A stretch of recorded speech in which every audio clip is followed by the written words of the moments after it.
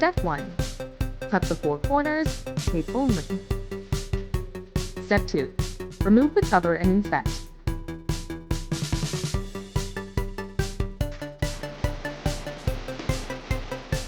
Step 3. Recover the vanity.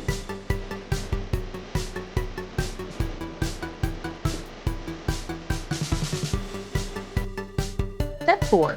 Fold corners back in tape.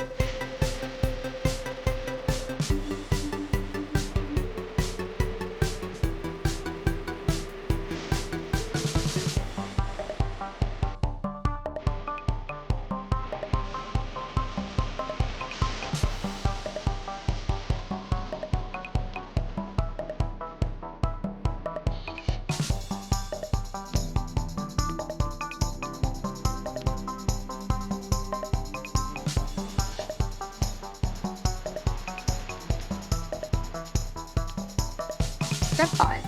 Small foam in corners, long foam on sides.